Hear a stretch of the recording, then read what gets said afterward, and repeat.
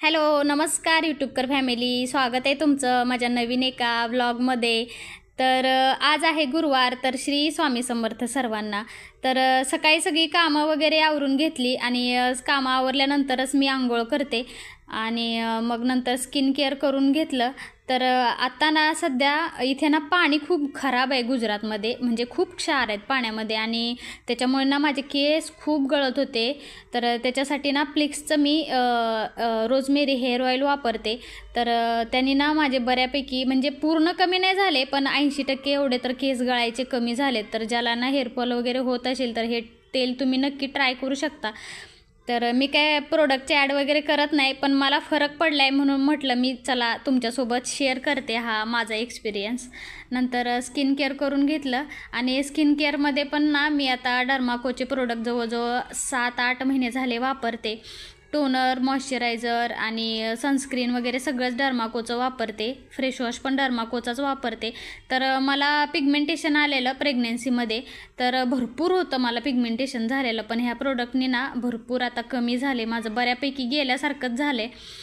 तर ज्यांना पिगमेंटेशन आहे त्यांनी हे प्रोडक्ट यूज करून बघा. डर्माकोचे खूप चांगले आणि इफेक्टिव्ह आहेत.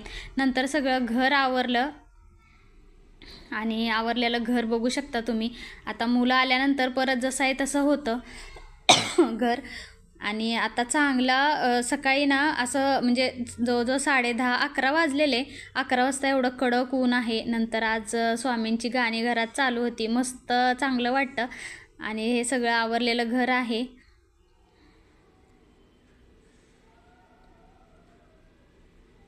तर एवढं सगळी कामं आवरायला मला 11 वाजतातच. नंतर आज तिळाची पोळी बनवलेली. तर वीरला आज तिळाची पोळी खायची होती, तो सकाळीच सांगून गेलेला मला खायची अशी म्हणून.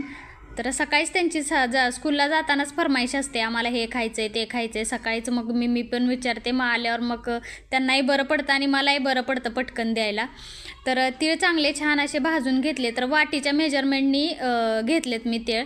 तर 1.5 वाटी एवढी वाटी घेतली आहे मी, तीळ घेतलेत सॉरी. तर कुठलंही मेजरमेंटनी घ्यायचं, म्हणजे गूळ घालायला किंवा गोड आपल्याला करायला कमी जास्त करायला बरं पडतं. तर ते चांगले 2 ते 3 मिनटं चांगले खरपूस भाजून घ्यायचे. आणि त्याच वाटीने मी बरोबर गूळ घेतला आहे. तर हा व्हाईट गूळ आहे, म्हणजे तो सफेद गूळ असतो तो आहे. तर हा खूप गोड असतो गूळ त्याच्या हिशोबाने, आणि गोड तुम्ही कमी जास्त तुम्ही करू शकता तुमच्या हिशोबाने. आणि ह्याच्यात तुम्हाला शेंगदाणे किंवा ड्रायफ्रूट्स वगैरे घालायचे असतील तर तुम्ही तेही घालू शकता. आणि ते थंड झाल्यावर मग वाटून घ्यायचं आणि पीठ मळायला घ्यायचं. पीठ मळताना ना त्याच्यामध्ये थोडंसं तेल घालायचं, म्हणजे आपण जशी पुरणपोळी करतो ना तशा टाईपचं पीठ एकदम मऊ सैलसर मळून घ्यायचं. थोडंसं पाणी घालून घालून पीठ मळायचं, म्हणजे पोळी ना एकदम खुसखुशीत आणि छान लागते.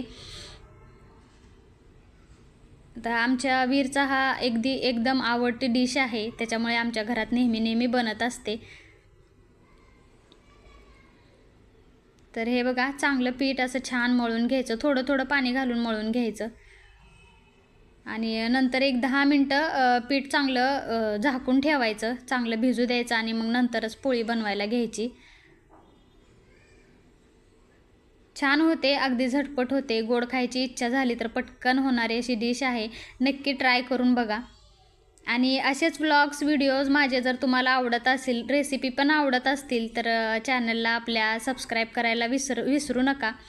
तर आपल्या चॅनलवरती ना व्ह्यूज वगैरे जास्त भरपूर येतात, पण ना सबस्क्राईब करायला तुम्ही विसरताय, तर सबस्क्राईब करा.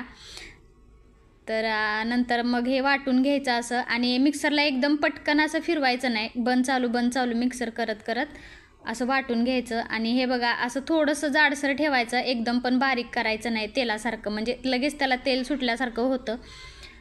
आणि नंतर मग इथे श्रीला ना आज त्याला आलू पराठा खायचा होता. तर दोघांचं एकसारखी चॉईस नाही आहे, एकाला गोड आवडतं आणि एकाला तिखट आवडतं. मग त्याच्यासाठी पहिलं बटाटा उकडून घेतलेला आणि पराठ्यासाठी मग सारण इथे बनवून घेतलं. आणि पराठा बनवताना ना आपल्या ह्याच्यामध्ये भाजीमध्ये पावभाजी मसाला घालायचा, खूप छान टेस्ट येते पराठ्याला, ट्राय करून बघा नक्की तुम्ही. आणि आपले गरम मसाले घालायचे. आणि मग नंतर बनवून घेतल्या पोळ्या मी. पीठ चांगलं परत एकदा मळून घेतलं. परत चांगलं हे असं पीठ व्हायला पाहिजे, म्हणजे पोळी छान फुगते पण आणि एकदम अशी खुसखुशीत होते. आणि पोळी लाटताना काय करायचं, एक आपण जसं मोदक भरतो ना तशा टाईपचं पोळी बनवून घ्यायची, म्हणजे त्याचा गोळा बनवून घ्यायचा. म्हणजे ते जे सारण असतं आतलं ना तर सगळीकडे पसरलं जातं आणि अजिबात बाहेर येत नाही त्याचं जे सारण असतं ते. आणि आता थंडीच्या दिवसात तर तीळ खाल्लेले खूप चांगले असतात, पौष्टिक असतात. तर अगदी रोज खाल्ली तरी चालते पोळी ही. गरम पण असतात तीळ आणि आता जरा बऱ्यापैकी थंडी पडायला लागली आहे, तर नक्की ही डिश तुम्ही नक्की ट्राय करू शकता.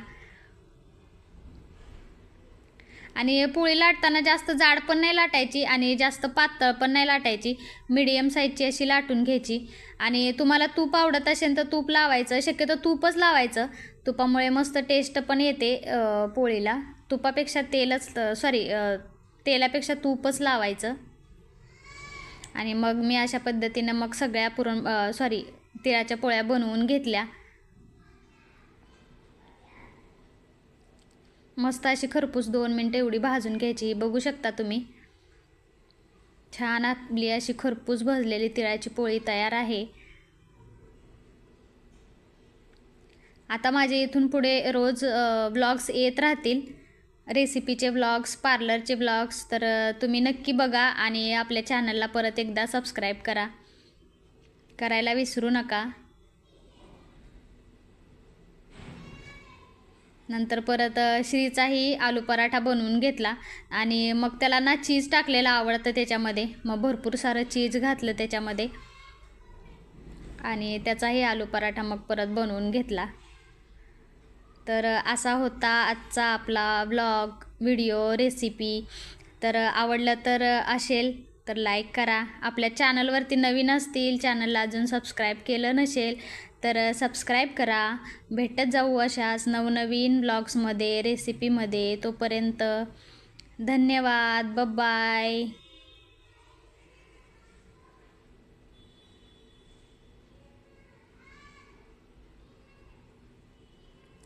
आणि श्री स्वामी समर्थ सर्वांना. परत एकदा चॅनलला नक्की सबस्क्राईब करा.